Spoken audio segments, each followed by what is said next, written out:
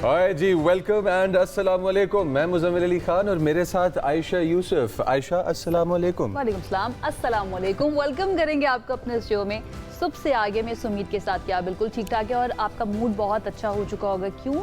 क्योंकि इस्लामाबाद और रावलपिंडी के लोग जो है ना वो इस वक्त एंजॉय कर रहे हैं ठंडी ठंडी हवाओं को। थोड़ी देर पहले बारिश हुई और अब से थोड़ी देर पहले हमारी नुमाइंदा जो है सबा बजीर वो भी आपको मौसम के बारे में बता रही थी। तो आप जब घर से निकले ऑफिस से आने के लिए रास्ते में मूड अच्छा हुआ या नहीं हुआ? मूड बहुत अच्छा हुआ और मूड दो चीज़ों की वजह से अच्छा हुआ। सबसे पहले तो मेरे जो सरगोदा में रहने वाले और फैसलाबाद में रहने वाले और साहिवाल में रहने वाले और मियाँ चन्नू में रहने वाले और पंजाब के तमाम तर इन इलाकों से मिलते जुलते इलाकों में आसपास रहने वाले लोग हैं, इनको भी मैं आज सुबह मुबारकबाद देना चाहूँगा खुशगवार मौसम पे, क्योंकि गर्मी ने होश उड़ाए हुए थे हम सब के। और जो धूप बरस रही थी, अल्लाह का शुक्र है कि बारिश रहमत बनकर आई है। अच्छा, आपने एक चीज़ नोट की, कैसे डिच किया इन्होंने मेरे सवाल को कि मूड अच्छा हुआ या नहीं? खुश इसलिए था, मैं आप देख रहे होंगे जो फुटेज भी आपको दिखाई जा रही है, डिच नहीं किया मैंने आयशा के क्वेश्चन को। द थिंग इज कि दिल खुश होता है जब आप अपने आसपास लोगों की खुशी महसूस कर सकते हैं और देख सकते हैं। अगर आपको महसूस पोएटिक। हो जी, पोएटिक, अगर आपको महसूस हो कि आपके इर्द गिर्द मुश्किलात हैं या प्रॉब्लम्स हैं, तो उन प्रॉब्लम्स को सॉल्व करने में अपना पार्ट जरूर प्ले कीजिएगा। अगर कोई भूखा है तो उस तक रोटी पहुंचाइएगा, कोई है तो उस तक पानी पहुंचाइएगा, किसी को अच्छे मशवरे की जरूरत है तो उस तक अच्छा मशवरा या अच्छा मशवरा देने वाला जरूर पहुंचाइएगा। क्योंकि जब आप इस तरह से फैलाएंगे अच्छाई सोसाइटी के अंदर तो what goes around comes right back around, आप तक भी पहुंचेगी। हमारी ये उम्मीद है, क्योंकि पाकिस्तान ने अच्छे अच्छे मशवरे दिए ईरान को, अमेरिका को, और उसके बाद में फिर कतर भी शामिल हो चुका था। तो डेफिनेटली कतर और पाकिस्तान का रोल बहुत ज़्यादा इंपॉर्टेंट है अच्छे मशवरे देने के लिए। तो what goes around comes around की बात को आगे बढ़ाते हुए आई होप पाकिस्तान ने जिस तरह से अमन का पैगाम फैलाया है उसी तरह से वापस मुड़कर यहाँ भी आए। क्योंकि हम जानते हैं कि हम अपने अगर एक तरफ देखें तो भारत है, दूसरी तरफ देखें तो हमें अफगानिस्तान नजर आता है और दोनों तरफ से हमें काफ़ी ज़्यादा चैलेंजेस और प्रॉब्लम्स का सामना है, टेररिज्म का सामना है। तो आई होप इसको भी डिस्कस किया जाएगा। लेकिन सबसे पहले जो मामला एट हैंड है उसको डिस्कस कर लेते हैं। अबूरी मुआहदे के ऊपर जनाब आली दस्तखत हो चुके हैं अमरीका और ईरान के दरमियान। स्विट्जरलैंड में अहम मुज़ाकरात का ये पहला दौर था जो हो चुका है मुकम्मल, और अब टेक्निकल टीम्स जो हैं उनके दरमियान बातचीत जारी रहेगी। 60 डेज आर वेरी इंपॉर्टेंट, जिसके अंदर डिस्कस किया जाएगा कि जनाब आगे जो एनरिच्ड यूरेनियम है उसका क्या करना है, या फिर अगर ईरान ये कोशिश करता है कि वो कल को न्यूक्लियर पावर बनना चाहे तो क्या उसको अलाउ किया जाएगा या नहीं किया जाएगा, यूरेनियम एनरिचमेंट की इजाज़त उसको दी जाएगी या नहीं दी जाएगी।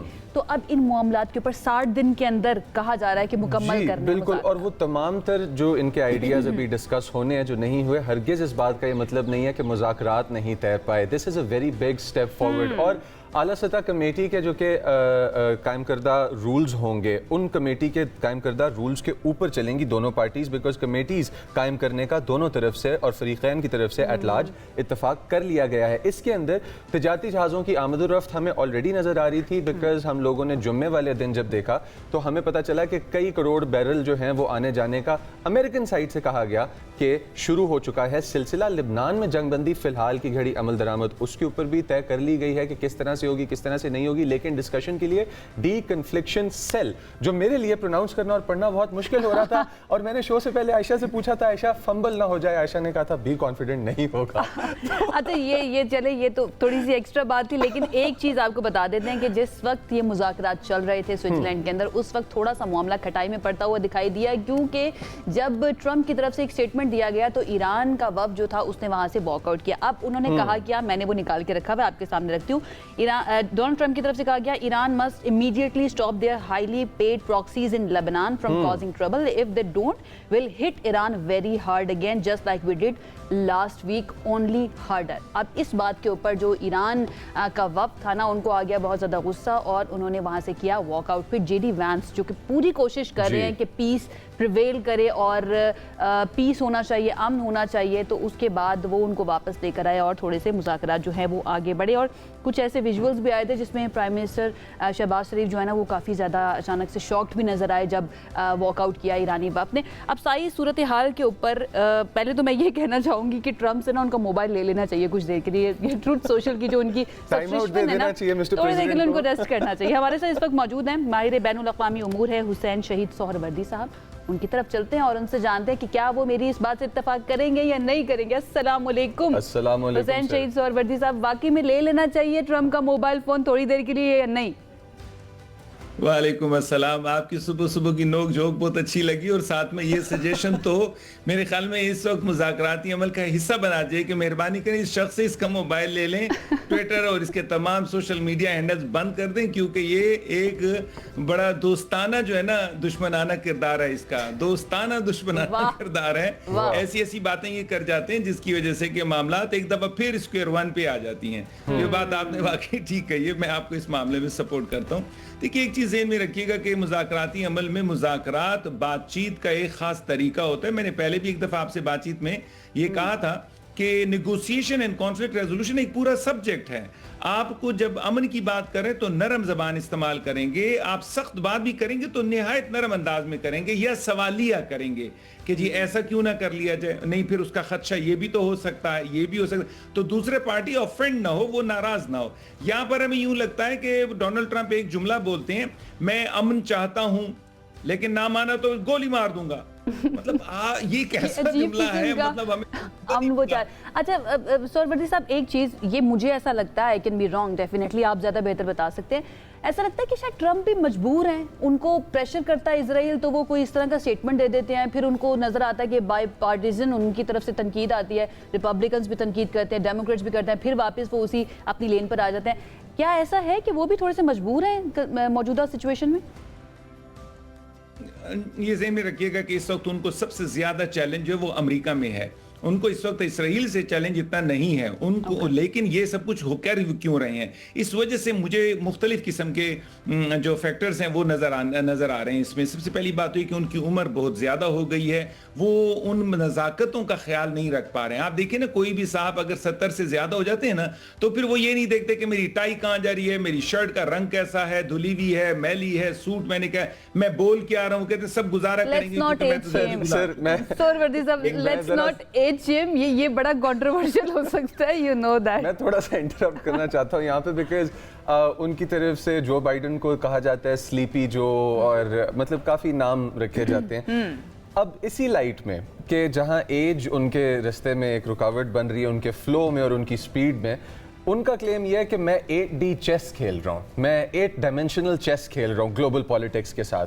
जब आप एक 5000 साल से ज़्यादा की तारीख की तहजीब को चैलेंज करते हैं और उनका वफ्द उठ के चला जाता है उस कमरे से बाहर के जहाँ जंग बंद करने का मुआहदा तय करने के लिए बुलाया गया और बहुत कोशिशें की गई हैं दुनिया की ग्लोबल पावर्स की तरफ से, तो आपको क्या लगता है कि हम कितना बड़ा रिस्क टू ह्यूमैनिटी पोज कर रहे हैं? पहला पार्ट, और दूसरा पार्ट ये कि टेक्निकली हमारे पास कितनी % सक्सेस अचीव कर ली गई है? फील्ड मार्शल आसिम मुनीर की तारीफ जेडी वैंस ने भी की कि हमारे पास फील्ड मार्शल साहब अगर ना होते तो शायद ये पॉसिबल नहीं था। थोड़ा सा इस लाइट में एक्सप्लेन कीजिएगा कि कितनी सक्सेस अचीव कर ली गई है।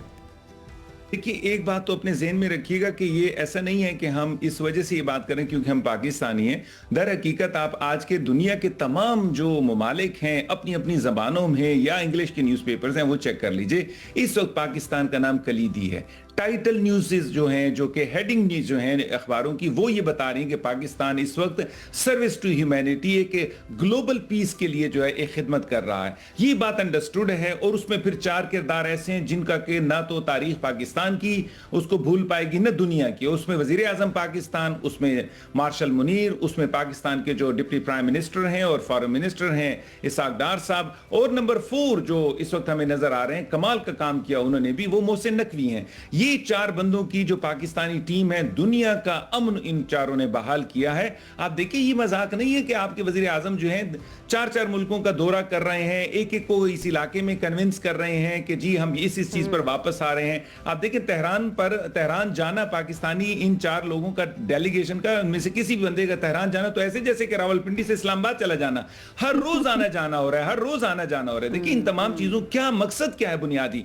सालिसी मुल्क जो है उसका मकसद सिर्फ और सिर्फ तामीरी माहौल पैदा करना है ताकि आगे बढ़ के कोई एक अच्छा फैसिलिटेटर का किरदार अदा किया जाए, एक अच्छा ऐसा एतमाद साजी का मावन बना जाए, एक कॉन्फिडेंस बिल्डर बना जाए, और वो बेहतरीन तरीके से किरदार अदा कर रहे हैं। इस लिहाज से ये चारों अफराद होते हैं, इनने बड़ा कमाल किया। ये जो कॉन्फिडेंस बिल्डिंग है ना, ये बहुत इंपॉर्टेंट फैक्टर है ऐसे में, जबकि कॉन्फिडेंस बिल्डिंग आपको ईरान और अमेरिका के दरमियान नापैद नजर आ रही है। ऐसा नहीं कल की बात है, दहाइयों से उनके दरमियान अदम एतमाद है।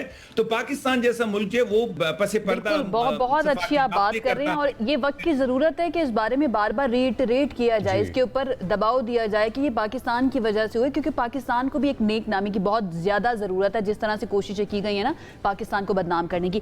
डी कॉन्फ्लिक्शन सेल जो है उसके बारे में जरा बात कर लेते हैं। ये बताइएगा सरवरी साहब, आपको क्या लगता है कि ये सेल किन लोगों पर मुश्तमिल होगा, इसके पास मैंडेट क्या होगा, और फिर क्या ये इतना पावरफुल होगा कि ये लेबनान का मामला जहां पर हिजबुल्लाह और इजराइल आमने सामने, और इजरायली फोर्सेस जो हैं इस वक्त तकरीबन 1000-2000 किलोमीटर अंदर तक मौजूद हैं, उनको वहां से निकाला जा सके या फिर जंगबंदी करवाई जा सके? आयशा, आपने बहुत इंपॉर्टेंट सवाल किया है, क्योंकि तमाम मीडिया पर डीकॉन्फ्लिक्शन सेल की बात हो रही है, लेकिन उसके गोइंग डीप इनसाइड कोई बात नहीं कर रहा। देखिए, 3-4 चीजें तो अपने ज़हन में रखिए ना। ईरान का जौहरी प्रोग्राम का क्या बनना है, उसके ऊपर जो इक्तिसादी पाबंदी हैं उनमें नरमी, उनके जो मुंजमद असासे हैं उनकी मुमकिन रिहाई, अपनाए हुर्मस का मुकम्मल खोल देना, खित्ते में कशीदगी का कम होना, ये हकीकत है। अगले 60 दिनों में इसका फैसला होना है। लेकिन स्पॉइलर बीच बीच में आ जाता है, कभी बार बार वो लबनान पर हमला कर रहा है, बार बार वो ऐसी बात कर रहा है। तो इस वजह से दोनों जो वो हैं फरीकैन हैं, उन्होंने बर्गनस्टॉक में ये फैसला किया कि एक ऐसा मुआहिदा किया जाए जिसमें कि डी कॉन्फ्लिक्शन सेल की स्टैब्लिशमेंट हो, और मकसद उसका लबनान की तरफ पेशरफ्त है। यानी वो कहना ये चाह रहे हैं कि ये एक ऐसा मुश्तरका राब्ता मैकेनिज्म कायम किया जाए जिसमें कि लबनान में जो जारी कशीदगी है, जिसकी तरफ तुमने इशारा भी किया है, बिलखसूस ये इसराइल और हिजबुल्लाह के दरमियान जो तसादम चल रहा है, इसको कम करना, जंगबंदी की निगरानी करना, ऐसे वाकयात को उसकी रोकथाम करना, और फिर ये जो दोबारा बड़े पैमाने पर कहीं ऐसा ना, ये छोटी छोटी सी बातें जो है ये बड़े पैमाने पर जंग को जो है जन्म दे सके। तो इन तमाम चीजों को कंट्रोल करने के लिए इन्होंने ये सेल अमेरिका, ईरान, लबनान के दरमियान जो है ये एक मुसलसल राब्ते का प्लेटफॉर्म बन जाएगा, जिसके जरिए के गलतफहमियां जो है वो दूर हो जाएंगी, और जो हिजबुल्लाह की रिप्रेजेंटेशन होगी, सरवर्दी साहब, हिजबुल्लाह की रिप्रेजेंटेशन होगी इसके अंदर या नहीं? नहीं, बिल्कुल नहीं। स्टेट जो एक्टर्स हैं वो होंगे इसके अंदर, ताकि अगर रियासती बुनियाद पर खिलाफ वर्जियां जो हैं उनका बर वक्त जो है रद्द अमल जो है वो मुमकिन हो सके। देखिए, हिजबुल्लाह के पीछे तो इस वक्त आपको नजर आ रहा है ना कि या तो उसको सपोर्ट कर रहा है ईरान या उसको सपोर्ट कर रहा है लबनान। ईरान और लबनान दोनों के दोनों जब फरीकैन के तौर पर डी कॉन्फ्लिक्शन सेल में बैठे होंगे, तो मेरे ख्याल में किसी नॉन स्टेट एक्टर को वहां पर बैठने की जरूरत नहीं है। मैंने पूछा इसलिए क्योंकि हिजबुल्लाह हम जानते हैं कि उनकी पार्लियामेंट के अंदर भी मौजूद है, उनका एक पॉलिटिकल सेल भी है जो उनको रिप्रेजेंट करता है लेबनान के अंदर। That's why I was asking about it. बिल्कुल, लेकिन देखिए इस वक्त तो हम असल में स्टेट लेवल की बात करें, नॉन स्टेट लेवल पर हम जा ही नहीं रहे हैं, और ना वो आपको पता है नॉन स्टेट लेवल, माज़रत कतई कलामी माफ, मैं आपकी बात इंटरप्ट कर रहा हूँ, नॉन स्टेट लेवल पे हम नहीं जा रहे। अगर हम स्टेट लेवल पे देखें और हम ग्लोबल पॉलिटिक्स को देखें इस टाइम पे, आपको क्या लगता है कि OIC मेंबर स्टेट्स जो हैं वो एक ब्लॉक रिप्रेजेंट तो करते हैं, लेकिन कुछ खास उनकी तरफ से हमें कॉन्फ्लिक्ट्स के दौरान या हार्ड टाइम्स के दौरान पुश कोई बहुत स्पेशल नज़र नहीं आ रही होती जिस तरह की आनी चाहिए। बट आफ्टर दिस कॉन्फ्लिक्ट और ये मिडल ईस्ट जिस हिसाब किताब में से अब गुजर चुका है, आपको लग रहा है कि क्या ये पीस ट्रीटी जो साइन होने जा रही है, ये माहिदा जो साइन होने जा रहा है 60 रोज़ा, लेट्स होप के सक्सेसफुली हो जाता है, तो OIC रिकैलिब्रेट करेगा अपनी पोजीशन को ग्लोबल पॉलिटिक्स के अंदर as a group, as a bloc? देखिए, किसी भी ऑर्गेनाइजेशन की कामयाबी का दारोमदार उसके अपने मजबूत होने में है। कोई भी ऑर्गेनाइजेशन एक स्टेट की तरह काम नहीं करती है। जितना ज्यादा आप ऑर्गेनाइजेशन को स्ट्रांग करेंगे, मेंबर मुमालिक, उतना वो मजबूत रहेगी। आप यूरोपियन यूनियन को देख लें कितनी मजबूत है, आप नेटो को देख लें कितनी मजबूत है। उसके मुकाबले में अगर आपको अरब लीग कमजोर नजर आती है, आपको OIC कमजोर नजर आती है, उसकी वजह lack of interest of the member countries है। आपको जो 2 कामयाब बताए ना, उसमें interest of the member countries है जो चाहते हैं कि इसको मजबूत बना दें। लेकिन जो 2 ऑर्गेनाइजेशन OIC हो गया या अरब लीग है, ये मेंबर कंट्रीज उसको मजबूत नहीं, और फिर ये के बाद ऐसे भी मेंबर्स हैं जो इसको मजबूत ना बनाने में अपनी कामयाबी समझ रहे हैं, क्योंकि वो कहीं और उनकी डालियां फंसी हुई हैं। तो इस वजह से मुझे और इन मेंबर स्टेट्स के दरमियान कोऑपरेशन इजराइल के लिए कितना बड़ा थ्रेट है? दोबारा पूछिएगा। इन मेंबर स्टेट्स के दरमियान अगर कॉपरेशन बढ़नी शुरू हो जाती है, जिस तरह से आप कह रहे हैं कि मजबूत अगर बनना शुरू हो जाएंगे एज अ ब्लॉक, इसराइल के लिए कितना बड़ा थ्रेट है? इसराइल कितना इंटिमिडेटेड है इससे? इसराइल तो बहुत ज्यादा इंटिमिडेट हो जाता है ना, क्योंकि उसको तो पता है कि तमाम के तमाम 2 स्टेट सोल्यूशन की बात करते हैं, वो कहते हैं बिल्कुल हम इसराइल को मानते हैं उस सूरत में जबकि फलस्तीन एक रियासत के तौर पर सामने आपको लगता है तो अगर ये तमाम के तमाम हो जाएगा, अगर इतना बड़ा थ्रेट कंसीडर करता है इसराइल तो इसको, सॉरी दोबारा बोलें। आपको लगता है डीकन्फ्लिक्शन सेल कामयाब हो जाएगा? क्योंकि इसराइल अगर इतना बड़ा थ्रेट कंसीडर कर रहा है इस कॉपरेशन को, तो डीकन्फ्लिक्शन सेल को क्यों कामयाब होने देगा इसराइल? डीकन्फ्लिक्शन सेल तो एक एतमाद का इदार सेल बना हुआ है ना। डीकन्फ्लिक्शन सेल कोई ऐसा तो ऑर्गेनाइजेशनल तो है नहीं ना। उसका मकसद ये कि किस तरीके से हॉटलाइन क्रिएट कर दीजिए, ऑन द स्पॉट 3 बंदे मौजूद हों इन तमाम मुल्कों के दरमियान और फौरन वो एक दूसरे को इन्फॉर्म करें, जिसकी वजह से कि दूसरी पार्टी फौरन एक्शन ले और जो जंगबंदी को तोड़ा है स्पॉइलर उसको जाकर सबक सिखाए।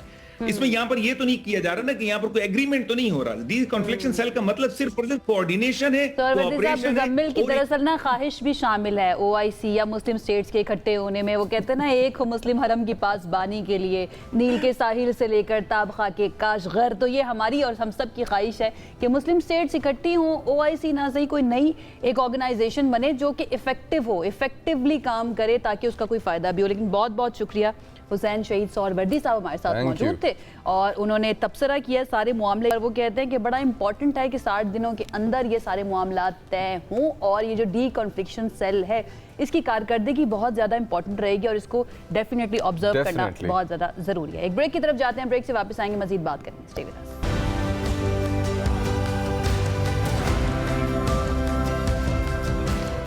जी, ब्रेक के बाद आपको खुशामदीद कहते हैं। बजट जो है वो पेश कर दिया गया है 18,771 अरब का। अब इसके बारे में बहुत ज़्यादा डेलिब्रेशंस हो रही हैं कि किस मद में कितना बजट रखना चाहिए था और इस सिलसिले में काफ़ी ज़्यादा तनकीद भी की जा रही है कि भाई अगर आपने रखा है तो हमें बजट के असरात जो है ना वो उस तरह से नज़र नहीं आ रहे। आम आवाम को कितना रिलीफ दिया गया है, इस सिलसिले में अभी तक क्या किया जा रहा है और बहस इस बात पर हुई है कि क्या ये बजट वाकई में आम आवाम को रिलीफ देने का बजट है या फिर जो एक ख़ास तबका होता है ना उसके लिए गुंजाइशें निकालने का बजट है। बिल्कुल, और हमारे पास जो डिटेल्स आती हैं वो डिटेल्स आती हैं हमारी बिजनेस कम्युनिटी में से या उन लोगों से कि जो सड़क पे आम सारिफ आप और हमारी तरह कभी अपनी गाड़ी में पेट्रोल डलवा रहा होता है और कभी वो बिल देने के लिए बैंक का रुख करता है।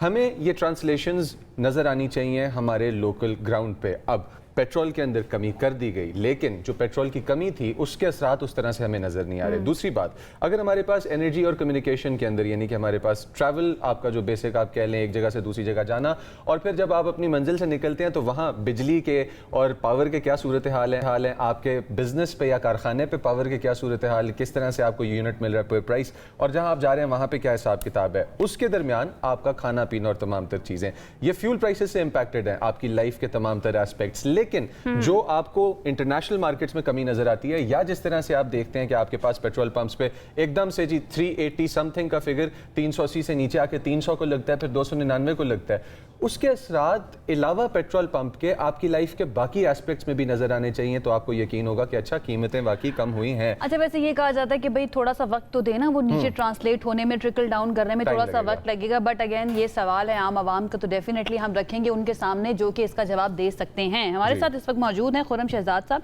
जो कि मुशीर है वफाकी वज़ीर ख़जाना बराए इक़्तिसादी इस्लाहात यानी कि इकनॉमिक रिफॉर्म्स के लिए। रिफॉर्म्स की बात करनी है तो मैं ज़रा बहुत ज़्यादा इंटरेस्टेड हुई है जानने में कि इस बजट के अंदर क्या रिफॉर्म्स की गई हैं, क्या आम आदमी को रिलीफ मिला है, ये जान लेते हैं खुर्रम शहजाद साहब से। बहुत शुक्रिया खुर्रम साहब हमें ज्वाइन करने के लिए। सबसे पहले आपका क्या ख्याल है इस बार बजट के अंदर कारोबारी तबका और आम अफराद उन दोनों के लिए ऐसे कौन से इकदाम किए गए हैं जो पहले मौजूद नहीं थे, क्या डिफरेंट है इस मरतबा? आप उन टैक्स पेयर्स पे टैक्स नहीं लगा रहे जो पहले से टैक्स दे रहे हैं, आप उनकी तरफ गए हैं जहाँ पे टैक्सेस आपको नहीं मिले। उसमें एक बहुत बड़ी एग्जांपल रिटेल सेक्टर है। आपको पता है रिटेल सेक्टर जो है तकरीबन 20% है इकॉनमी का, बट टैक्स का कंट्रीब्यूशन उनका 1% से भी कम रहा है, 1% से भी कम। तो अब जो है उनके साथ एक प्रॉपर स्कीम लाई गई है, आपने शायद देखा भी हो, वो बजट से पहले ही अनाउंस कर दी गई थी कि जो छोटे टियर 2 टियर 3 वाले रिटेलर्स हैं उन पर जो है 1% टैक्स 1% उनके जितनी सेल्स होती है उस पर 1% सालाना टैक्स लगा के, और उनके लिए एक आसान गोशवारा डॉक्यूमेंटेशन के लिए, और उनके लिए जो है रिटर्न फाइलिंग करना सब आसान बनाया जाए। और उसमें तकरीबन 35 लाख रिटेलर्स हैं कम से कम शुरुआत के लिए जो कि इस नेट में आएंगे। और मैं आपको ये बताता चलूँ कि जो रिटेलर्स की जो एसोसिएशन है उनके जो चेयरमैन हैं उनके 2 जो है बड़े रिप्रेजेंटेटिव्स हैं जिनके साथ मिल के इस स्कीम को डिज़ाइन किया गया, और जितनी पीछे स्कीम्स आई उनकी वीकनेसेस को देखा गया, उसमें क्या खामियां थी और इस जो है स्कीम में क्या बेहतरी की जा सकती है, वो सब सामने रखते हुए जो है शेक बाय शेक चल के जो है ये स्कीम डिसाइड हुई है और इम्प्लीमेंट भी हो रही है। और एट द सेम टाइम आपने सैलरी क्लास को रिलीफ भी दिया है, आपने बिजनेसेस को भी रिलीफ दिया है। आपको पता है बिजनेसेस में कहाँ कहाँ रिलीफ मिला है।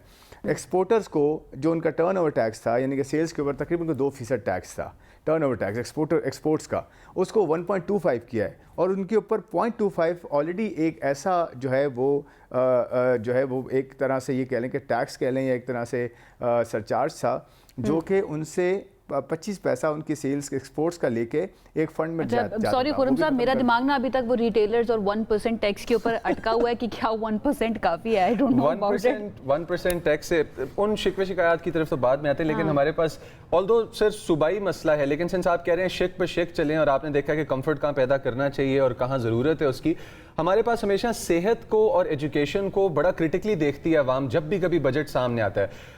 जो बजट इस दफ़ा किया गया वो 25 अरब 10 करोड़ रुपया जो है वो सेहत के लिए और आला तालीम के लिए 46 अरब रुपया मुख्तस किया गया है। अब अगर हम अपने लोगों को देखें, आवाम को देखें, साथ हम देखें कि कितना बजट किया गया, ऑल्दो सूबाई मसला है, मैं फिर दोबारा एक बार रिटरेट कर रहा हूँ, आपको नहीं लगता कि ये रकम बेहतर हो सकती थी? आपको लगता है काफ़ी है? तालीम है, सेहत है, साफ़ पानी है और सिक्योरिटी है। आप कोई भी नाम ले लें, ऐसी चीज़ें जो कि एक आम आदमी की बेसिक ज़रूरियात होती हैं, ये सारी सूबों के पास हैं। सूबों के बजट्स आप देखें, सूबे क्या एलोकेट कर रहे हैं। सूबों की तो आपने देखना है कि तालीम का बजट क्या है, सूबों का आपने देखना है हेल्थ का बजट क्या है, सूबों का आपने देखना है कि सिक्योरिटी का, साफ़ पानी का, इंफ्रास्ट्रक्चर का और दूसरी जो है वो बेसिक चीज़ों का बजट क्या है। तो फेडरल ने तो अपना काम किया ये है कि जो उसके हिस्से में आता है इस्लामाबाद टेरिटरी के अंदर जो मेन उसका काम है वो उसने किया है। उसके साथ साथ देखें हमने दवाइयों की, खासकर क्रिटिकल दवाइयाँ जो बाहर से इंपोर्ट होती हैं उनके रॉ मटेरियल की ड्यूटियाँ जो है 100 से ज़्यादा जो है क्रिटिकल मेडिसिन की ड्यूटियों में कमी की है, जिससे फार्मास्यूटिकल सेक्टर जो है वो इस काबिल होगा कि बेहतर सस्ती दवाइयाँ बना सके। उसके साथ साथ और इस तरह की बहुत सारी चीज़ें की हैं फेडरल ने। तो फेडरल जो रोल प्ले कर रहा है वो मैं समझता हूँ कि अगर आप टोटल स्ट्रेटेजिक एक बजट की डायरेक्शन देखें और कहाँ कहाँ रिलीफ दिए जा रहे हैं, किस किस तरह उसको फ़ायदा होगा, वो इंपॉर्टेंट है। आप देखें IT सेक्टर कितना इंपॉर्टेंट है हमारे लिए। IT सेक्टर के ऊपर जो टैक्स था एक्सपोर्ट्स पे वो सिर्फ 25 पैसा है और वो 3 साल के लिए फिक्स कर दिया गया कि 20% की ग्रोथ हो रही है, तो और मजीद हम IT सेक्टर को सपोर्ट करें। मैं एक चीज़ ऐड करना चाहूँगा कि जो फ्रीलांसर्स की आप देखें 1.6 बिलियन डॉलर जो है इस साल में अभी तक 11 महीने में आ चुका है। हम करंट अकाउंट सरप्लस में इस वक्त खड़े हैं। हमारी रेमिटेंसेस देखें रिकॉर्ड हाई पे गई है इनफैक्ट लास्ट मंथ में, और इस साल हम 41 बिलियन डॉलर क्रॉस करने वाले हैं। तो ये सारे रिकॉर्ड नंबर हैं। फिर हमारी लार्ज स्केल मैन्युफैक्चरिंग 6.5% पे ग्रो कर रही है, 4 साल का रिकॉर्ड है। तो मैं ये कहना चाह रहा हूँ कि इंडस्ट्री अगर ग्रो कर रही है, फाइनेंसिंग आप ईजी बना रहे हैं, बजट आप ऐसा लेकर आए जो प्रो ग्रोथ है, तो मेरे ख्याल में इंशाल्लाह आप देखेंगे कि आगे जाते हुए बहुत बेहतरी। अच्छा, जब हम टैक्स नेट बढ़ाने की बात करते हैं तो एक और जो लेटेस्ट शोबा हम कह सकते हैं कंपैरेटिवली बाकी एग्जैक्टली लेटेस्ट प्रोफेशन है सोशल मीडिया इन्फ्लुएंसिंग। अब जो इन्फ्लुएंसर्स हैं उनकी आमदन के ऊपर जो है ना विद होल्डिंग टैक्स लगाया गया है 5%, उससे वो बहुत ज़्यादा परेशान है। तो आपको नहीं लगता कि ये एक ऐसा शोबा है जिसमें नौजवान आना चाहते हैं और अगर इस तरह से टैक्स बहुत ज़्यादा किया जाएगा तो उनकी हौसला शिकनी होगी? नहीं, क्यों होगी हौसला शिकनी, क्यों होगी? देखें, इसमें ये देखना है ना हमें कि हर कोई अपने हिस्से का टैक्स दे। अगर ब्रॉडनिंग की बात हो रही है तो ब्रॉडनिंग के अंदर वो सब आएंगे ना जिन पर टैक्सेस नहीं है, या आप ये चाहते हैं कि जी टैक्स जो है सैलरी क्लास जो ऑलरेडी पिसी हुई थी उन्हीं पर टैक्सेस लगते रहें, या कॉर्पोरेट सेक्टर जो ऑलरेडी जो है फॉर्मल सेक्टर है उन्हीं पर टैक्सेस लगते रहें। तो जो नहीं टैक्स दे रहा उस पर सिर्फ 5% अगर टैक्स लगता है तो ये 95% वो उसकी अर्निंग्स है ना, उसके पास 5% वो टैक्स दे रहा है, तो वो अपना रोल तो प्ले कर रहा है ना, वो उसे करना भी चाहिए। देखिए, सोशल मीडिया इन्फ्लुएंसर हो या नॉन सोशल मीडिया इन्फ्लुएंसर हो, कोई भी हो, अगर वो इस मुल्क में अच्छी जो है वो अर्निंग कर रहा है तो अपना एक हिस्सा उसको डालने में मेरा नहीं ख्याल प्रॉब्लम होनी चाहिए। टैक्स लगना चाहिए, सब पर लगना चाहिए, लेकिन हम ये चाहते हैं कि सिर्फ डायरेक्ट टैक्सेस या इनडायरेक्ट टैक्सेस ना हो बल्कि प्रोग्रेसिव टैक्सेशन होनी चाहिए। गरीब बेचारा ना गुर्बत की लकीर से नीचे जाता जा रहा है, और ये कहा जाता है कि 9,000 जिसके पास हैं वो गुर्बत की लकीर से नीचे। डेफिनेटली मैं कमेंट नहीं करना चाहता इस पे, मैं कमेंट नहीं करना चाहता इस पे, क्योंकि मैं चला जाऊंगा कमेडिक रैंट्स की तरफ, मैं ज्यादा इमोशनल हो जाऊंगा। मैं इमोशनल होता हूं तो मैं फनी हो जाता हूं जरूरत से ज्यादा। सर थोड़ा सा जरा अहदाफ के बारे में बात कर लेते हैं। बजट पेश करते हुए वजीर खजाना मोहम्मद औरंगजेब साहब ने यह कहा कि आइंदा माली साल के अंदर जो इक्तिसादी तरक्की की शरह है वो 4% रहने का इम्कान है, जबकि अफरात ज़र जो है उसकी औसत शरह 8.2% रखी जाएगी। मुतवक्के जो है फिगर्स वो ये, और फिर उसके बाद बजट खसारा GDP का 3.6%, जबकि प्राइमरी सरप्लस जो है वो GDP का तकरीबन 2% होगा। ये गोल्स अचीव करने के लिए कौन से स्टेप्स हैं, इकदामात के अहदाफ को अचीव करने के लिए जो लिए जाएंगे? Very important. देखें, एक तो ये कि ग्रोथ का जो नंबर है 4% का, ये कंजर्वेटिव नंबर है। कंजर्वेटिव से मुराद ये कि इससे बेहतर ग्रोथ हो सकती है, और ये ग्रोथ उस वक्त जो है वो फोरकास्ट की गई जब आपको पता है जंग का सीज़ फायर तो था, बट कोई सोल्यूशन नज़र नहीं आया, यानी कि कोई MOU साइन नहीं हुआ था, कोई एग्रीमेंट साइन नहीं होता, मुज़ाकरात शुरू नहीं होते। बहुत अच्छी बात ये अल्हम्दुलिल्लाह कि जब से बजट अनाउंस हुआ उसके बाद से आपने देखा ये MOU भी साइन हो गया, उसी दौरान साइन हो गया, और उसके बाद जो है आपने देखा ऑयल की कीमतें कितनी जल्दी नीचे आई हैं, और जो ऑयल की कीमत $100 या $125 तक चली गई थी और $100 पे सस्टेन कर रही थी, वो आज $80 के पास आ गई, और इंशाल्लाह होपफुली ये रास्ता और खुलेगा और मज़ीद जो है वो रवा दवा होगी यहाँ पे सप्लाई चेन पूरी गैस की और ऑयल की, तो कीमतें नीचे आएंगी। तो देखें, एनर्जी की कीमतें जो है ना वो बड़ा कलीदी किरदार अदा करती हैं किसी भी इकॉनमी की ग्रोथ में। तो हमारी तो है ही, आपको पता है 80%, जैसे रीजन की पूरी 80% इंपोर्ट होती है एनर्जी, जो भी हम यहाँ पे एनर्जी खर्च करते हैं वो सारी ज़्यादातर इंपोर्ट से कर रहे होते हैं। तो ये रीजन खुलेगा तो उसकी वजह से ऑयल की कीमतें नीचे आएंगी। तो ऑयल की कीमतें नीचे आने में थोड़ा सा और वक्त लग सकता है, क्योंकि आपको पता है ऑयल एंड गैस फील्ड्स भी उसमें बहुत सारी जो है हिट हुई हैं इस जंग के दौरान, तो वो थोड़ा रीबिल्ड होने में थोड़ा वक्त लगेगा। लेकिन 4% की ग्रोथ और 8.25% की इन्फ्लेशन लगता है कि इसी के अराउंड रहे या इससे कम भी हो सकती है, कि ऑयल की कीमतें अगर नीचे जाती रहेंगी जो कि एक्सपेक्टेड है तो ग्रोथ थोड़ी सी बढ़ भी सकती है। I really love the confidence, क्योंकि लास्ट ईयर भी जो ग्रोथ रेट है ना वो अचीव नहीं हो पाया था, तो अभी भी आप कह रहे हैं कि ये कंजर्वेटिव है, इससे ज़्यादा भी हो सकता है। हमारी तमाम दुआएं गवर्नमेंट के साथ है, अल्लाह करे इससे बहुत अच्छा हो, 5-6 के ऊपर जाए। अच्छा, आपने पेट्रोल प्राइसेस की, ऑयल प्राइसेस की बात की, तो ज़रा उसके ऊपर भी थोड़ी सी बात कर लेते हैं। इंटरनेशनल मार्केट के अंदर तो कीमतें कम हुई हैं, वो डेफिनेटली ट्रांसलेट भी हुई हैं, हमें नज़र आ रहा है, लेकिन इसमें दो बातें हैं। आवाम ये कहती है कि उसका असर जो है ना वो उनकी ज़िंदगियों तक अभी तक नहीं आया। अगर ट्रांसपोर्ट की कीमतें बढ़ी थी, जो किरायों की कीमतें बढ़ी थी, वो अभी तक वापस कम नहीं हुई हैं, 2 दिन गुजर चुके हैं, हालांकि तकरीबन 75 रुपए कम किए गए हैं पेट्रोल की 1 लीटर कीमत में। और दूसरा ये कि अब भी 1 लीटर पेट्रोल के ऊपर 29% तक टैक्स लिया जा रहा है, यानी कि जो बनते हैं 88 रुपए। क्या इसको नहीं कम किया जा सकता और मजीद आवाम को रिलीफ मिल जाए अगर ये वाले टैक्स भी कुछ हुकूमत कम कर देती है? तो जो पहले पेट्रोलियम लेवी थी वो 160 रुपये थी, तो इसमें तो टैक्स इसमें कम की गई है ना, लेवी आधी की गई है दोनों प्रोडक्ट्स पे, तभी तो इतना बड़ा रिलीफ मिला है। और इसके साथ क्योंकि कीमतें तो देखिए नीचे आई हैं, बट जितना बड़ा रिलीफ दिया है इसमें टैक्सेस में भी एडजस्टमेंट्स की गई है ना। आप अगर पूरी उसकी डिटेल्स देखें तो इंशाल्लाह गवर्नमेंट देखें, कोई भी गवर्नमेंट ये नहीं चाहेगी कि उसके आवाम को रिलीफ ना मिले, बल्कि वो तो चाहेगी रिलीफ जल्दी मिले, और ये हमेशा होता भी आया है। ख़ासकर जब भी पॉलिटिकल गवर्नमेंट्स होती हैं और कभी भी डेमोक्रेसी की ये ऑफ कोर्स ये इसकी मेन रूह है इसकी डेमोक्रेसी की, कि एक आम आदमी को हमेशा उसका फ़ायदा हो, क्योंकि अगर उसको फ़ायदा नहीं होगा तो फिर जो है इसका इम्पैक्ट जो है क्रॉस द बोर्ड नहीं जा सकता। तो देखें, जो ऑयल की कीमतें नीचे की गई हैं वो इसी असना में की गई हैं कि जी ऑयल की कीमतें नीचे आ भी रही हैं और आगे भी आएंगी, तो फ़ौरन से पास ऑन किया जाए। तो देखें उसका भी एक अच्छा इम्पैक्ट आया है कि लोगों को रिलीफ मिला और अच्छा रिलीफ मिला। ये समझ नहीं आ रही ना खुर्रम साहब कि ये जो इंटरनेशनल मार्केट में कीमतें कम हुई हैं वो पास ऑन किया गया है, या फिर जो पेट्रोलियम डेवलपमेंट लेवी है वो कम की गई है? आप कह रहे हैं आधी कर दी गई है, हालांकि इंटरनेशनल मार्केट के अंदर कीमतें कम हुई हैं। प्राइम मिनिस्टर कहते हैं कि उसका जो असर है या रिलीफ है वो आवाम तक देगा। बहरहाल बहुत सी कंफ्यूजन है, but it is all about semantics. मैं हमेशा ये बात करती हूँ। Thank you so much Khurram Shahzad साहब हमें ज्वाइन करने के लिए और इस सारे मामले के ऊपर अपना एनालिसिस तो नहीं कहूँगी, अपने फैसले के पीछे के जो ह्यूरिस्टिक्स हैं वो हमारे सामने रखने के लिए बहुत जोर से आ रहा है आपके 9,000 वाले फिगर से रिलेटेड। आप ब्रेक पे जाएं, ब्रेक जाके आप लोग अपना चाय पानी करें, मैं जाके अपनी फरारी लेके आता हूँ, बिकॉज 9,000 से ऊपर जो है वो सारे अमीर हैं। See you on the other side.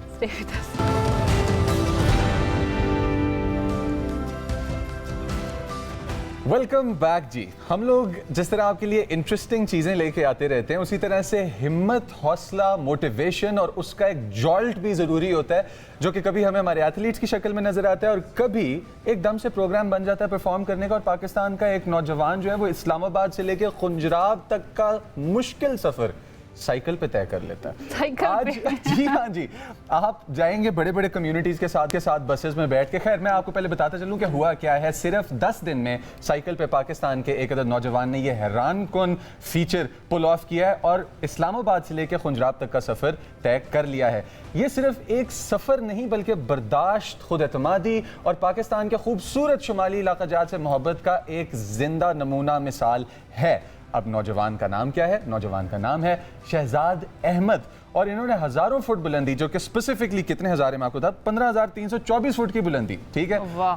कठिन रास्ते और बदलते मौसम, इन तमाम चीज़ों के बावजूद अपना सफ़र जारी रखा और बिलाखिर चीन की सरहद पर पहुंचकर एक जज्बाती वीडियो, ये नहीं कि आप इस्लामाबाद से निकलते हैं बाइसिकल पे और चाइना पाकिस्तान बॉर्डर पे जाके आपको पता है वहां पर उनको जाकर रोकना पड़ा जबरदस्ती। ये तो कहते मैं चाइना के अंदर चला जाऊंगा, तो हम उनको वापस लेकर आए अपने स्टूडियो के अंदर। इस वक्त हमारे साथ मौजूद हैं शहजाद बनफ्से नफीस, उनको वेलकम करेंगे। अस्सलाम वालेकुम। अस्सलाम वालेकुम शहजाद, कैसे हैं आप? अल्लाह का शुक्र है, आप सुनाएं। शहजाद, ये कैसे अचानक से प्लान बन गया? और मुझे ये पता चला जनाब ये साइकिल भी अपनी नहीं है, साइकिल दोस्त की लिए, उसको बगैर बताए लेके चले गए इसको गुजरात पास तक।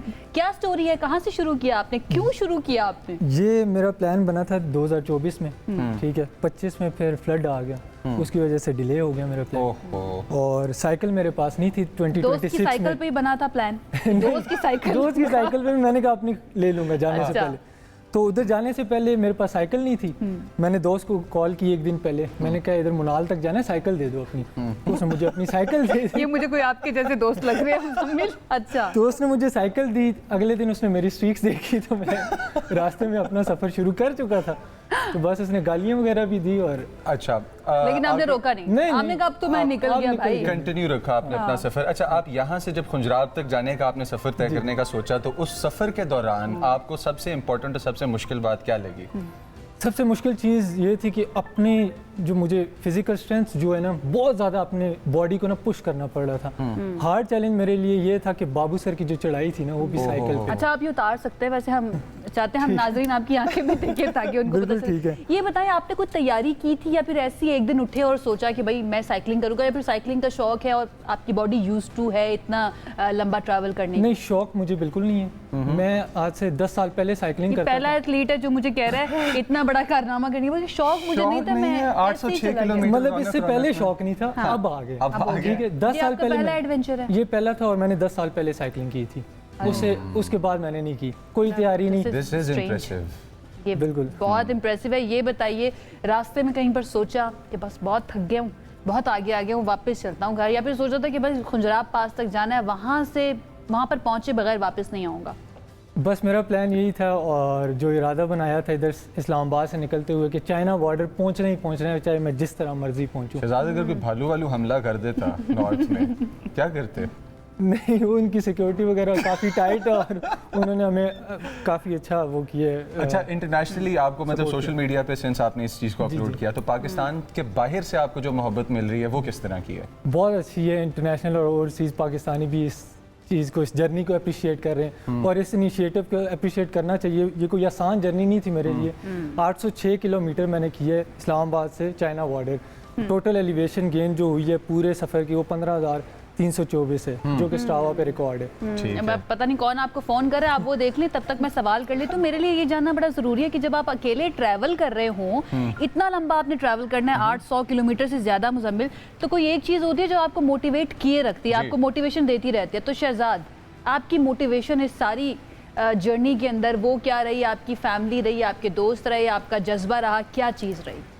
मेरी फैमिली सबसे पहले थी, क्योंकि उन्होंने मुझे बहुत सपोर्ट किया हर बार। ये पहली बार नहीं था, हर बार उन्होंने मुझे बड़ा सपोर्ट किया। दोस्तों का शुक्रिया और मेरे इलाके का शुक्रिया, जो कि बहुत ज़्यादा सपोर्टिव लोग हैं, मुझे सपोर्ट करते हैं।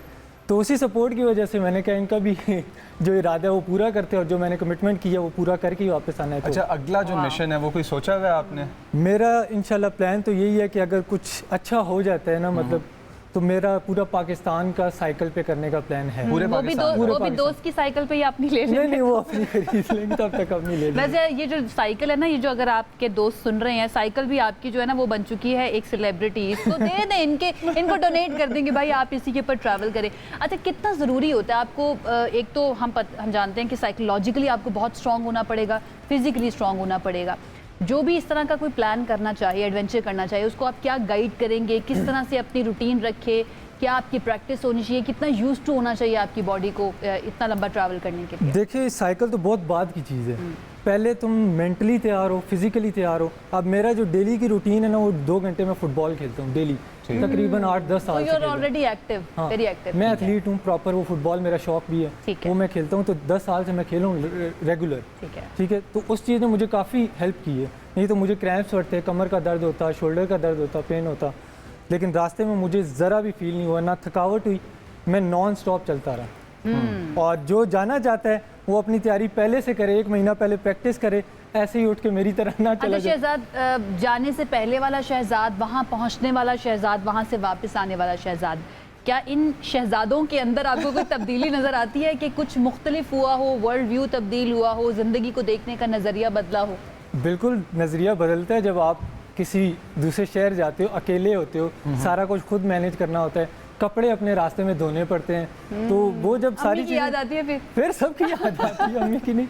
वो जो चीज़ें मैनेज करते हो ना, तो लाइफ जो है ना और थोड़ा सा तुम्हें जीने का तरीका सिखा देती है। और जब लोगों से इंटरेक्ट करते हो, मेरे लिए ट्रैवल ये नहीं है कि स्पेसिफिक जगह पे गया, उधर जाके पिक्चर ली, वापस आ गया। Journey itself is your journey, बीच में लोग लोकल्स जो होते हैं उनके साथ कम्युनिकेट करना, बातें करना, उनकी कहानियाँ सुनना, अपनी सुनाना, बड़ा मज़ा आता है। ना वो जानते हैं, ना कोई जज करते हैं, ना हम जज करते हैं। तो ये ट्रैवलर्स के बारे में कहा जाता है कि वंस आप ट्रैवलिंग शुरू करते हैं ना, तो वो आपको स्पीचलेस कर देती है, लेकिन एक मरतबा आपने ट्रैवल कर लिया है तो फिर आप स्टोरी टेलर बन जाते हैं। कोई ऐसी स्टोरी, कोई ऐसा लम्हा जब आपको लगा हो कि this is very very difficult, या फिर सबसे चैलेंजिंग आपके लिए क्या था इस पूरी जर्नी में? सबसे चैलेंजिंग मेरे लिए था वो सोस्ट बाज़ार से खुंजरात तक का रोड था। मैंने ज़िंदगी में पहली बार लैंडस्लाइडिंग अपनी आंखों से देखी है। हम एक ट्रैक पे, मतलब मैं जा रहा था, ऊपर से पत्थर, इतना सा पत्थर था और सही तेज़ मेरे ऊपर से गया। उससे पहले लैंडस्लाइडिंग हो गई थी, मैं रुक गया था, लेकिन मैं उसको क्रॉस करके जैसे ही आगे गया ना, मुझे नहीं पता था ऊपर से तेज़ पत्थर आ रहे हैं, तो मेरे सर के थोड़े से ऊपर से क्रॉस कर गया और फुल स्पीड में। और वो जो रास्ता था ना, उसमें तकरीबन 5 से 6 जगह मैंने लैंडस्लाइड। फिर आपने सोचा ये तो चलती है, तुझे ऊंचा उड़ाने के लिए मैं मुकम्मल करूंगा। All the very best Shahzad, thank you so much. बहुत अच्छा लगा आपसे मिलके। मुझे लगता है जिंदगी में कभी कभी ऐसे स्पॉन्टेनियस हो जाना चाहिए, कोई ऐसे सफर कर लेने चाहिए, लेकिन ये जिम्मेदार हैं, ये ऑलरेडी एथलीट हैं, तो पहले आपने तैयारी करनी है और दोस्त से पूछ के उसकी साइकिल को लेकर जाना है। ये मैं बार बार आपको कह रही हूँ। All the best Shahzad future के लिए। आई होप आप इससे भी लंबा ट्रैवल करें, अगली मरतबा चाइना से भी आगे आप इंशाल्लाह। ओके जी, आगे बढ़ते हैं और आगे बढ़कर हमें एक ब्रेक की तरफ जाना है। ब्रेक की तरफ जाना है। ब्रेक के दूसरी तरफ होती है दोबारा मुलाकात और आपके लिए सेगमेंट्स लाइंड अप हैं। Stay with us.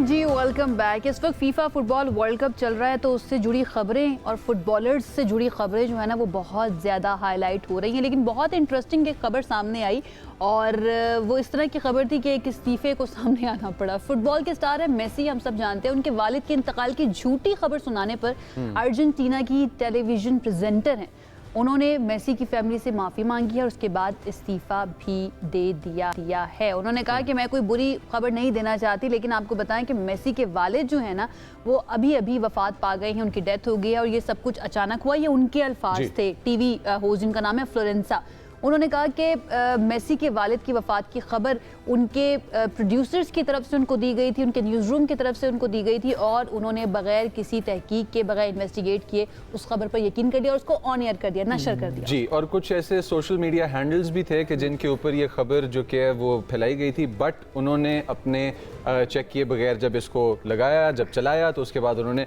The good point is कि अपोलोजाइज कर लिया।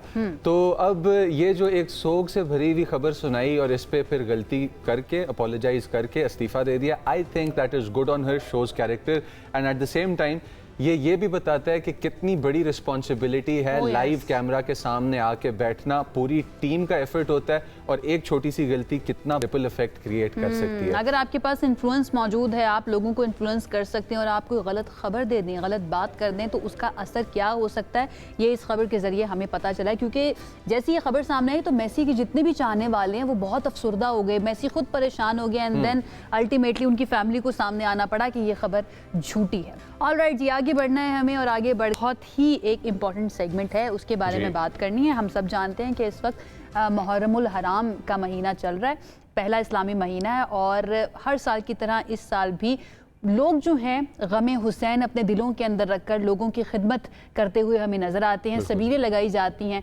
और ऐसी ही एक सबील का एहतमाम किया गया है कराची के अंदर भी। वैसे तो सबीलें आपको नज़र आएंगी ना कि शहरियों को शरबत दिया जाता है या खाने पीने की चीज़ें दी जाती हैं, लेकिन ये बड़ी मुनफरिद और मुख्तलिफ किस्म की सबील है जहाँ पर लोगों को पानी की बजाय, खाने पीने की चीज़ों की बजाय पौधा दिया जाता है। पौधा दिया और ये कहा जाता है कि आप ये हुसैन के नाम पर पौधा जाकर लगाइए ताकि जब इस पौधे से फल निकले या ये किसी को छांव दे तो आपको भी सवाब मिले और हुसैन अलैहिस्सलाम को भी।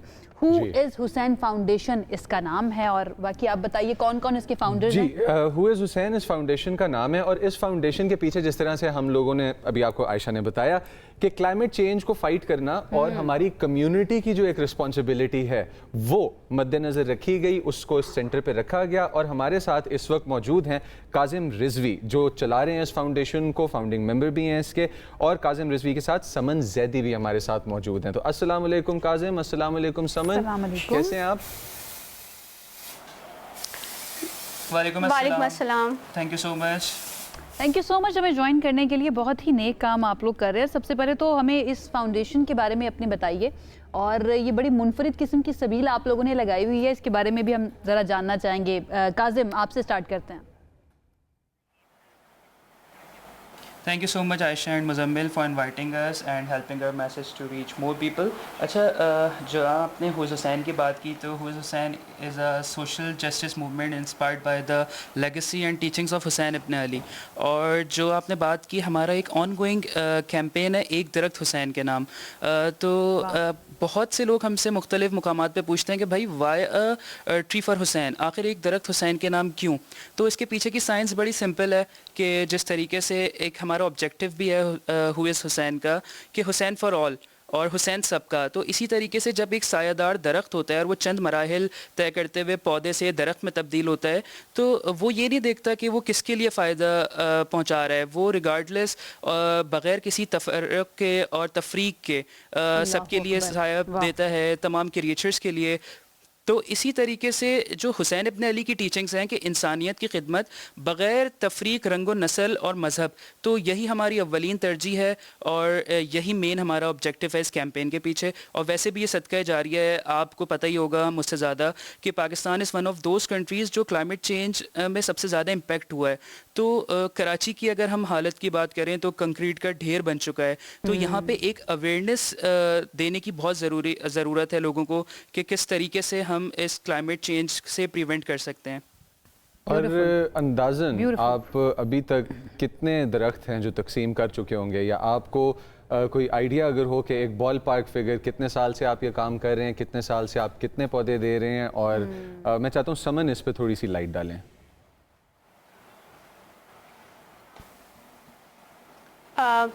हमने जो 7 साल से हमारा ये प्लांटेशन कैंप चल रहा है जो कि हम आज टिल डेट चला रहे हैं और हम हज़ारों पौधों से ज़ायद हम ये वक्फन साल बर साल जो है वो छोटे छोटे कैंपेन्स करते हुए हम काफ़ी हज़ारों प्लांट्स जो हैं वो आज तक हम दे चुके हैं नाम हुसैन के नाम पे। माशाल्लाह। काज़िम, ये बताइए चीज़ ऐड ऑन कर। जी ज़रूर समन प्लीज़।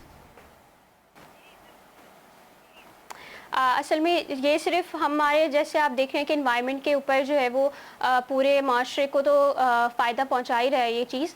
ये हमें इंडिविजुअली हमारी ज़ाती तौर पर भी हमें बहुत ज़्यादा जो है वो कनेक्ट करता है इमाम हुसैन के मैसेज से, क्योंकि जब हम इसको एक पौधा लगाते हैं और दरख्त की तरफ ये शक्ल बनता है तो हम उसको अपने साथ अपनी रोज़मर्रा की ज़िंदगी में एसोसिएट कर लेते हैं इमाम हुसैन के मैसेज से। और हमारी जैसे जैसे दरख्त की जड़ें ज़मीन में मजबूत होती चली जाती हैं, तो इमाम हुसैन का मैसेज हमारे दिलों में भी मजबूती करता है और ये एक आने वाली जनरेशन्स के लिए भी बहुत अहम साबित हो रहा है। वक्त की ज़रूरत भी है, जैसे काजिम ने कहा ना कि हुसैन सबके, इसके ऊपर बार बार हमें दबाव देना चाहिए कि भाई हुसैन सबके हैं। ये बताइएगा काजिम, लोगों की तरफ से आपको कैसा रद्द-ए-अमल मिला, कैसा फीडबैक लोगों ने दिया है और किस तरह से लोगों ने इस चीज़ को रिसीव किया, इस मैसेज को या इस कैंपेन को? अच्छा, लोगों का जो फीडबैक है वो काफ़ी पॉजिटिव है और इवन ये कि इस कैंपेन में एक हैरानगी का एलिमेंट भी है हम लोगों के लिए।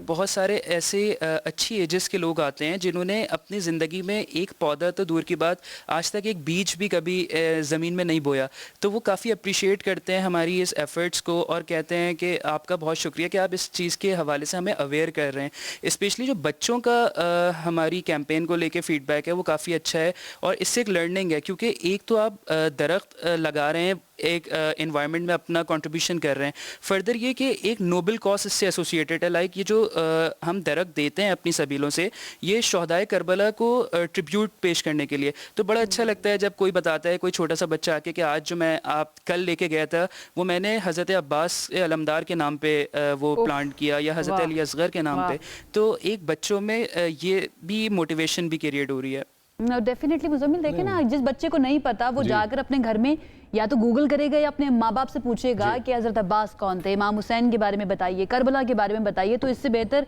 जो अवेयरनेस है वो डेफिनेटली नहीं हो सकती है। एक छोटा सा क्वेश्चन और पहले एक दुआ के, आप जिस तरह से जो काम कर रहे हैं अल्लाह पाक करे कि और भी फैले ये काम, आगे भी फैले, सबका भला हो इसमें, जो हुर को छाँव मिली वो सबको मिले।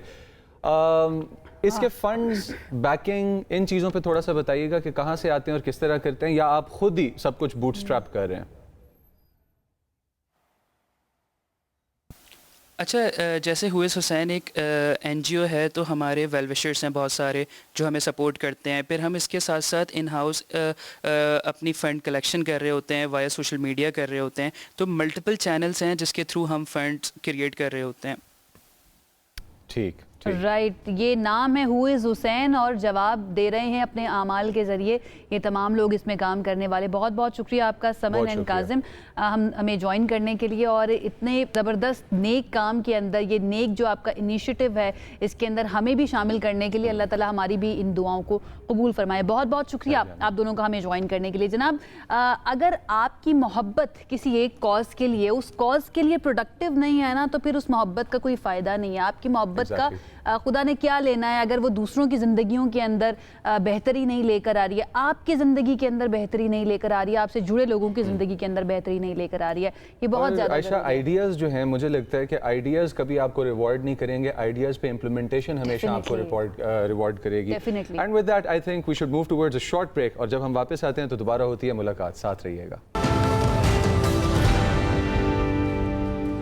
जी, ब्रेक के बाद खुश आमदीद। हम अक्सर ये मैसेज देते हैं कि बच्चों के हाथ में मोबाइल फ़ोन्स, टैबलेट, स्क्रीन्स नहीं होनी चाहिए, तो पेरेंट्स ये सवाल करते हैं फिर बच्चों को और क्या करवाया जाए जनाब, क्योंकि बच्चों की छुट्टियां भी चल रही हैं, समर वेकेशंस। तो हमने कुछ रोज़ पहले आप लोगों के लिए, आपकी रहनुमाई के लिए एक सेगमेंट रिकॉर्ड किया था। मैं चाहती हूँ कि डायरेक्ट उधर जाइए और जाकर देखिए कि कौन कौन से ऑप्शन मौजूद हैं, आप अपने बच्चों को क्या क्या करवा सकते हैं, और बहुत ही स्पेशल ख़ास गेस्ट भी हमारे साथ थे। देखिए, science can catch the fish but Mrs the water. अब वाटर को किस तरह से वापस हमने पकड़ना है अपने बच्चों के सामने, अपने नेचर को कैसे रखना है, ये वो चैलेंजेस हैं जो आज तमाम पेरेंट्स को फेस करने चाहिए और पेरेंट्स को इस बात का अंदाज़ा होना चाहिए। लेकिन मसला ये है कि हमारे पेरेंट्स जो बच्चों के हैं, चाहे वो यंग पेरेंट्स हों या फिर ओल्ड पेरेंट्स हों, वो ये समझते हैं कि अगर बच्चे के हाथ में मोबाइल फ़ोन है तो इट्स फ़ाइन, अगर वो किताब नहीं पढ़ रहा तो इट्स फ़ाइन। लेकिन क्या क्या डीस्किल करता जा रहा है, वो क्या क्या ऐसी चीज़ें हैं जो वो नहीं सीख रहा, इसके ऊपर हमें बात करने की ज़रूरत है। समर वेकेशंस के अंदर मुझे ऐसा लगता है सबसे पहली हमारी जो चीज़ होनी चाहिए, सबसे पहला हमारी जो ख्वाहिश होनी चाहिए, जिसके ऊपर हमें काम करना चाहिए, वो ये होना चाहिए कि बच्चों के हाथ में मोबाइल फ़ोन, टैबलेट या स्क्रीन्स ना हो, बल्कि उनको खेलने के लिए दुनिया अल्लाह ताला ने बनाई है, यूनिवर्स बनाई है, उसको दिया जाए। अच्छा, टैबलेट की जगह क्या पकड़ाना है? Pencils, colours, crayons, paper, markers, जिन चीज़ों के साथ उनके अंदर की क्रिएटिविटी और एक्सप्रेशन बाहर आएगा, या अल्फाज में या कलर्स में या ड्रॉ करके। और हमारे पास इस वक्त पाकिस्तान का वो नाम जिसने पूरी दुनिया के ऊपर अपना एक मनवाया है। टैलेंट तो छोटा लफ्ज़ हो जाता है यहाँ पे जब हम आते हैं इस लेवल पे बात करते हैं, बिकॉज ये वो जगह है कि जहाँ से टैलेंट सीखा जा सकता है, कि हम जैसों को लाइट मिल सकती है। मिस निगार नज़र हमारे पास इस वक्त मौजूद हैं कि जो मुस्लिम वर्ल्ड की पहली कार्टूनिस्ट हैं। ना सिर्फ पाकिस्तान की, मुस्लिम वर्ल्ड की पहली खातून कार्टूनिस्ट हैं, इसके साथ साथ मोर देन 25 बुक्स उन्होंने लिखी हैं बच्चों के लिए, उनकी पेंटिंग्स और ख़ास तौर पर उनका जो हम कहते हैं स्टेपल कार्टून जो है गोगी, वो डिफरेंट मैगजीन्स के अंदर, डिफरेंट न्यूज़पेपर्स के अंदर और डिफरेंट हॉस्पिटल्स के अंदर भी उसको इस्तेमाल किया गया है। और बहुत सारे ऐसे एजाज़ात हैं जो वो लेकर आई हैं, ना सिर्फ अपने लिए बल्कि पाकिस्तान के लिए भी। हमारे साथ वो मौजूद है, उनसे ज़रा जानते हैं कि भाई थेरेप्यूटिक आर्ट जो है ये क्या चीज़ है और हमारे बच्चों को किस तरह से इसमें आना चाहिए और कैसे हम ला सकते हैं, उनको उनका इंटरेस्ट डेवलप कर सकते हैं। अस्सलाम वालेकुम। वालेकुम अस्सलाम। कैसी हैं आप? बिल्कुल ठीक। मधु करने के लिए बहुत शुक्रिया। बहुत शुक्रिया हमें ज्वाइन करने के लिए। आज का हमारा जो टॉपिक है, जो हम ब्रेक पे भी डिस्कस कर रहे थे, कि हमारे बच्चे जो हैं ऑल द टाइम ये उनके हाथ में है, उनको नहीं पता यहाँ पर बड़े बुजुर्ग बैठे हुए हैं, यहाँ पर अल्लाह ताला ने नदियाँ बनाई हैं, पहाड़ बनाए हैं, ग्रीनरी बनाई है, फूल बनाए, उसको देखना है। आयशा, कोई ऐसी चीज़ खिला दो जिसका टेस्ट बच्चे को नहीं पसंद, वो इतना बच्चा अपने दिमाग में नम हुआ है स्क्रीन की वजह से कि वो खा लेगा, उसको नहीं पता। इस फितने से इससे जान छुड़ाई जाए बच्चों की, खास तौर पर जिनको नहीं पता उनके लिए क्या ठीक है, क्या गलत है, क्या और क्या कुछ है इस दुनिया में। मुझे ये ख्याल आया कि सारी दुनिया में आजकल बहुत वो हुआ है एक रेज, एक शौक कि जी एडल्ट कलरिंग बुक्स। मैंने थोड़ा सा इस पे और रिसर्च करके सोचा कि वाई जस्ट एडल्ट, क्यों ना 2 जनरेशंस को मिलाया जाए। तो मैंने एडल्ट्स के लिए बनाई और साथ ही बच्चों के लिए बनाई, क्योंकि ये बॉन्डिंग बहुत ज़रूरी थी।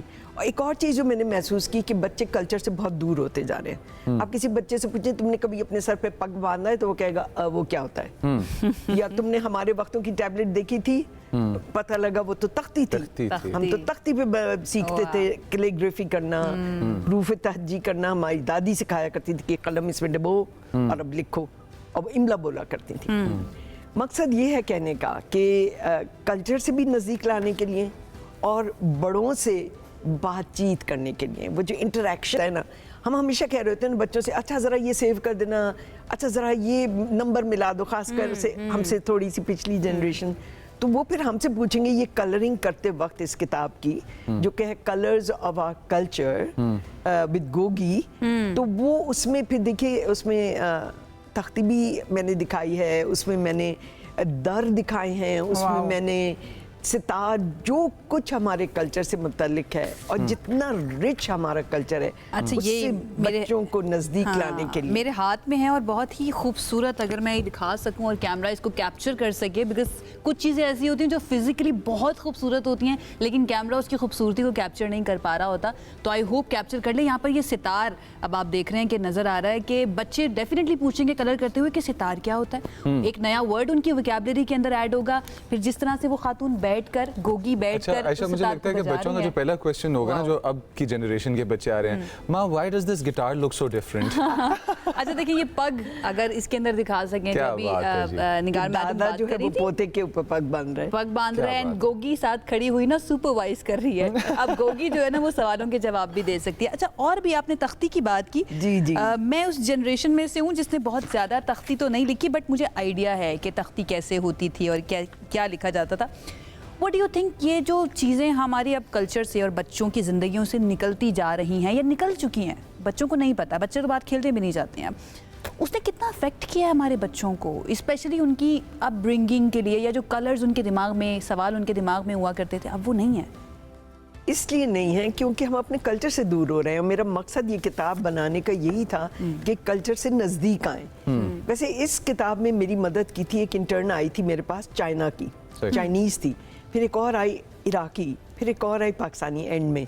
तो हमने यही बात की और वो इतनी फैसिनेट होती थी ये देख के तस्वीरें जो मैं उनको स्केच करके देती थी कि अब इनको टैबलेट पे फाइनल करो और ये ऐड करो, ये सब इंटरकल्चरल प्रोजेक्ट भी हम इसको कह सकते हैं। फैसिनेटेड। तो मैंने कहा जब ये इतनी फैसिनेट हो रही हैं तो हमारे बच्चे भी तकरीबन गोरे ही हो गए ना, जो इनको तख्ती का नहीं पता, पग का नहीं पता और बहुत सारी चीजें जो सितार है। अच्छा, और एक और चीज़ मैंने ये किया क्यों, ये 2 जनरेशन्स के लिए कि जो फोरग्राउंड में फिगर्स हैं कार्टून्स, वो तो बच्चे आसानी से कर लेंगे क्योंकि हमने बोल्ड आउटलाइंस दी हैं। जो बैकग्राउंड है जिसमें दर हैं, दीवारें हैं, मोटिव्स हैं, डिजाइन्स हैं, इस्लामिक आर्ट के ओरिजिनल वो हैं, लट्टू है, गिल्ली डंडा है, और मैंने इसमें बहुत सारी ऐसी चीजें मैं तो डालना चाह रही थी, गिट्टे भी, यानी बच्चे डोर्स देखें मुजम्मिल, आप डोर एक डोर को, अच्छा वो जो बैकग्राउंड मुश्किल वाला पार्ट है ना, वो करेंगे पेरेंट्स करेंगे या करेंगे मदर। अच्छा ये कैसे शुरू हुआ? ये इस तरह शुरू हुआ कि जब सैलाब आया था, आपको याद होगा, और मुल्तान बहुत अफेक्ट हुआ था जी। तो मुझे एक इदारे ने कहा कि हम 5 स्कूलों के बच्चों को इकट्ठा कर रहे हैं मुल्तान में और आपको दावत दे रहे हैं कि आप आएँ, ये सर्वाइवर्स हैं फ्लड्स के, सैलाब के, तो आप इनको स्टोरी ऑफ होप दें। मैंने कहा अच्छा, बेचारे सरवाइव करें, अब वो स्टोरी ऑफ होप भी लिखें। तो फिर उन्होंने कहा कि ये आप आएंगी, हम आपको 2 दिन देंगे। और जब मुझे ये बताया गया कि इनके करिकुलम में आर्ट नहीं है, इन बच्चों ने स्कूल में इनके कोई लेसन्स इन आर्ट नहीं होते, तो मैंने तो कहा नींद तो मेरी यूं ही उड़ गई कि मैं इनको आर्ट थेरेपी दूंगी तो क्या सिखाऊं और कैसे सिखाऊं इतने कम टाइम में। उन्होंने कहा अच्छा आप 1 दिन और ले लें। मैंने कहा अच्छा। मैंने शॉर्टकट सोचे कि इस टाइम के अंदर मैं इनको कैसे फिगर ड्राइंग, कैसे कॉन्सेप्ट, कॉम्पोजिशन, लेआउट वगैरह वगैरह सिखाऊं इतने से वक्त में। तो मैंने इनको शुरू किया, मैंने कहा तुम लोगों को नाम तो लिखना आता होगा ना, अपना अपना नाम, अलिफ बे पे भी आती होगी, हुरूफ तहज्जी भी आते होंगे, तो चलो हुरूफ तहज्जी से ना शुरू करें, वो तो तुम ड्रॉ कर लोगे यानी लिख लोगे। और मुझे बड़ा स्क्रीन दिया गया था, उस पर मैं इतने बहुत सारे बच्चे थे हॉल में, इतने ज़्यादा, और उनको सबको ये सिखाना, और उनके पीछे उनकी टीचर्स बैठी होती थी। तो मैंने शुरू किया कि देखो ये जीम है तो जीम से मैं अक्सर बताती हूँ जीम से तो बत्तख बन सकती है, या ये मीम है तो मीम से क्या बनाया जाए। तो मैंने मीम से एक बच्चे को ड्रॉ किया जो यूँ झुक गया है क्योंकि उसके बैक पे बहुत भारी सा स्कूल का बस्ता है। तो उन्होंने बड़ा रिलेट किया, बड़े खुश हुए और उन्होंने वो कॉपी किया। फिर मैंने कहा अच्छा तुम क्या बनना चाहते हो, तुम क्या बनना चाहते हो। टाइम कम है और उनको मैं कॉन्सेप्ट्स देनी होंगी कि तुम्हारी स्टोरी ऑफ होप वो है जो तुम बनना चाहते हो, और अगर तुम बनना चाहते हो तो तुम बन जाओ। और फिर उसके बाद जब वो उनकी खिड़कियाँ खुली हैं ना, तो वो ऐसी खुली कि एग्जीबिशन हुई एक बहुत बड़े होटल में, एक और 5 स्कूलों के बच्चे, एग्जीबिशन, पेरेंट्स भी आए, टीचर्स भी आए।